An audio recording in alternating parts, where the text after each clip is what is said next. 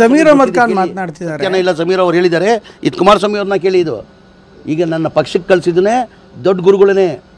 Sir, ನಿಮ್ಮ ಕರೆಯ ಹೇಳಿಕೆಗೆ ಈಗ DKC ಅವರು ಪ್ರತಿಕ್ರಿಯೆ ಕೊಟ್ಟಿದ್ದಾರೆ. ಆ ರೀತಿಯಾಗಿ ಹೇಳ್ಬಾರ್ದಾಗಿತ್ತು.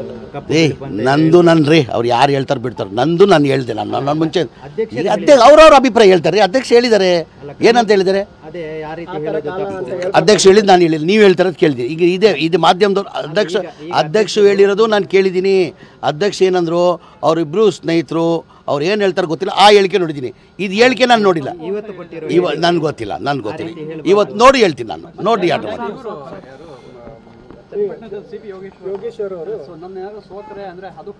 ಇಲ್ಲ, ಯೋಗೇಶ್ ಅವರು ಹೇಳಿದ್ದು ಮಾಧ್ಯಮದಲ್ಲಿ ಏನಂತ ಹೇಳಿದ್ರು, ಯೋಗೇಶ್ ಅವರು ಜಮೀರ್ ಅವ್ರು ಬಂದಿದ್ದು ಅನುಕೂಲ ಆಯಿತು, ಹೇಳಿಕೆಯಿಂದ ಎಲ್ಲೋ ನಷ್ಟನೂ ಆಗಿರ್ಬೋದು ಅಂತ ಹೇಳಿದ್ದಾರೆ. ಪ್ಲಸ್ ಆಗಿದೆ. ಫಸ್ಟ್ ಪ್ಲಸ್ಸೇ ಅಂತ ಹೇಳಿದ್ದು. ಜಮೀರ್ ಅವ್ರು ಬಂದಾದಮೇಲೆ ನಮ್ಗೆ ಇಲ್ಲಿ ಪ್ಲಸ್ ಆಗಿದೆ. ಸ್ವಲ್ಪ ಇದು ಹೇಳಿಕೆಯಿಂದ ಇದ್ದಾಗಿದೆ. ನಾನು ಹೇಳ್ತಾ ಇದ್ದೀನಿ ರೀ, ಬರ್ದಿಕ್ಕೊಳ್ಳಿ. ಇವತ್ತು ಏನೇನು ಆಗಲ್ಲ. ಚನ್ನಪಟ್ಟಣದಲ್ಲಿ 3 ದಿನ ನಾನು ಪ್ರಚಾರ ಮಾಡಿದ್ದೀನಿ. ಯೋಗೇಶ್ ಅವರು 18ರಿಂದ 20,000 ಅಂತರದಲ್ಲಿ ಯೋಗೇಶ್ ಅವರು ಗೆಲ್ತಾರೆ. ಬರ್ದಿಕ್ಕೊಳ್ಳಿದ್ದು.